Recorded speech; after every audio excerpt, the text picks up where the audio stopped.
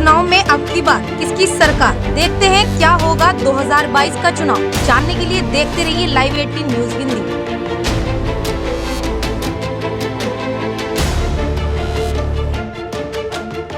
UP चुनाव में अब की बार किसकी सरकार। नमस्कार, मैं हूं आपके साथ कहकशा और आप देख रहे हैं लाइव 18 न्यूज हिंदी।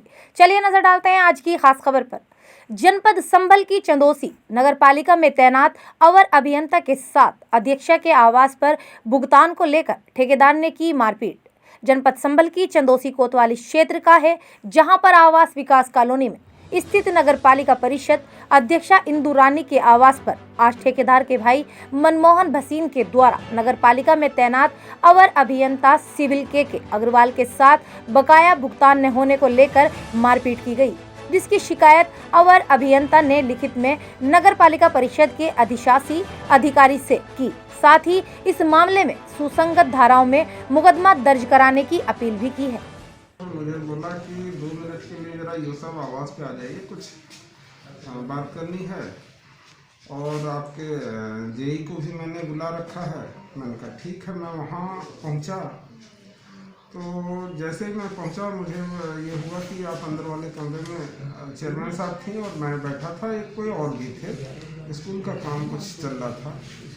तो उसी समय मुश्किल से 1 मिनट हुआ होगा और जैसे तेज आवाज़ आने लगी एकदम से।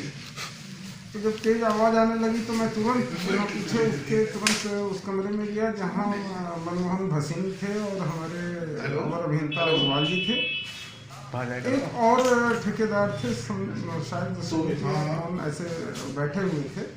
तो मैंने देखा मनमोहन भसीन तो, और ये जो है मतलब मनमोहन भसीन उठे हुए थे और 1 मिनट में एकदम से नहीं दिखाई कुछ दिया कि क्या हुआ, लेकिन वो इन्हें पकड़े और झगड़े जैसी स्थिति थी कुल मिलाकर। तो मैंने भी भसीन को पकड़ा और इसके बाद तुरंत जो है सबको हटा के मामले को शांत किए। मैंने पूछा भाई क्या बात है, कैसे ये स्थिति क्यों आई। फिर ये हो गया कि साहब जो है हमारा ये अंतिम भुगतान कर दिया जाए। मैंने स्ट्रिक्टली अपने जेई साहब से बताया था कि जितना भी काम सही है उसका भुगतान आप बना दीजिए, बिल बना दीजिए, उसका भुगतान हो जाएगा। जो काम नहीं सही है उसका भुगतान कतई नहीं होगा किसी भी समय। क्योंकि मेरे संज्ञान में हाथापाई की बात नहीं आई है, बातचीत हो रही थी। बातचीत करते करते मेरे तो अंदर मीटिंग हो रही थी, मैं अंदर शुरू में मीटिंग करने चली गई। मेरे प्रभारी जी थे और हमारे पार्टी के कार्यकर्ता थे, तो यहाँ बात करते हुए छोड़ा मैंने। और मेरे संज्ञान में ये नहीं हाथापाई हुई है, यदि ऐसा कुछ हुआ है तो गलत है, मैं इसकी घोर निंदा करती हूँ। और दोनों को बुला करके यूओ साहब को, मैं विभागीय जी अपने जेई साहब को और जो ठेकेदारों को बुला करके बात करूँगी, ये गलत है।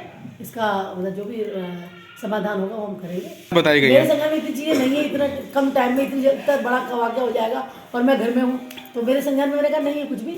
और मैं बुला करके जेई साहब को दोनों को बुला के बात करूँगी क्या हुआ है, क्योंकि हम लोग चुनाव की तैयारी में लगे पड़े हैं।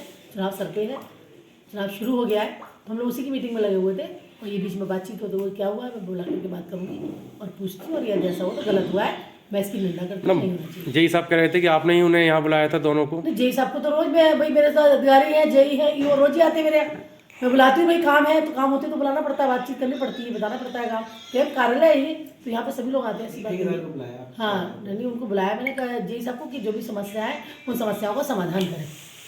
लेकिन समाधान का मतलब ये नहीं है कि बदतमीजी।